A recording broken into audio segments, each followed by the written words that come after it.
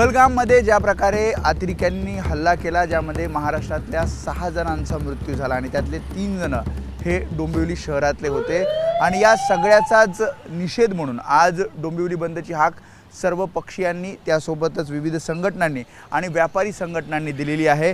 आणि सकाळच्या वेळेला जर आपण बघितलं तर काही जणांना हा डोंबिवली बंदचा मेसेज गेला नाही, त्यामुळे काही जणांनी आपली दुकानं सकाळच्या वेळेला सुरू ठेवली आहेत। मात्र अनेक ठिकाणी आपण बघतोय की दुकानं ही बंद ठेवून या डोंबिवली बंदमध्ये प्रतिसाद अनेक व्यापारी संघटनांनी दिलेला आपल्याला पाहायला मिळतोय।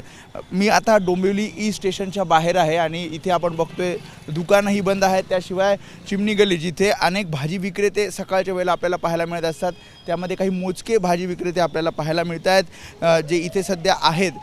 त्यांना आपण विचारूयात की खरं त्यांना मेसेज आला आहे का।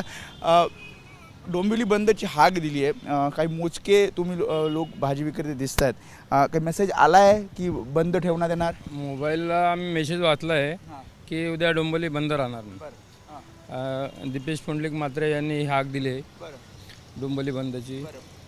त्यासाठी आम्ही पण सहकार्य म्हणून बंद ठेवण्याचं तुम्ही सोबत असणार? हां, काही मोजके जण दिसत आहेत।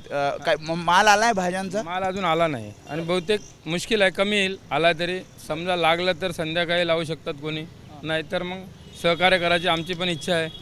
कारण हा जो आघात झाला आहे हा देशावर झाला आहे। आमच्या महाराष्ट्रातले, आमच्या डोंबिवलीतले 3 लोक गेलेत आणि सगळे मराठी माणसं होते, त्यामुळे आम्ही पण त्यांच्या दुःखात सहभागी होण्याचं। त्यामुळे हे भाजी विक्रेते आहेत, आणखी ताई आहेत। ताई, माहिती आहे डोंबिवली बंदची हाक दिली आहे काही? कालपासून बंदच आहे दादा। हो ना। तुम्ही आता आहात, तुम्ही ठेला लावलाय? या तर कालचा माल खुल्ला गेला तर बंद करून जाणारच आम्ही घरी। जाणार? आज बी बंद आहे, काल बी बंद होता, आज बी बंद आहे। आता आम्ही लावणार नाही, आता घरी चाललो आम्ही। त्यामुळे आपण बघतोय खरं तर मोठ्या संख्येनं हे भाजी विक्रेते इथे आपल्याला सकाळच्या वेळेला पाहायला मिळत असतात, मात्र अगदी 2-3 जण इथे पाहायला मिळतात। त्याशिवाय दुकानं जर आपण बघितले तर जसं त्यांनी आत्ता सांगितलं की काही जणांना मेसेज उशिरा आल्यानं काही जणांनी दुकानं सुरू ठेवलेली आहेत, मात्र 10 नंतर कडकडीत बंद हा पाळला जाईल आणि जी हाक दिलेली आहे या सगळ्या घटनेचा निषेध म्हणून त्या डोंबिवली बंदमध्ये अनेक जण सहभागी होतील, अशा प्रकारच्या प्रतिक्रियासुद्धा आपल्याला या डोंबिवलीकरांकडनं ऐकायला मिळत आहेत।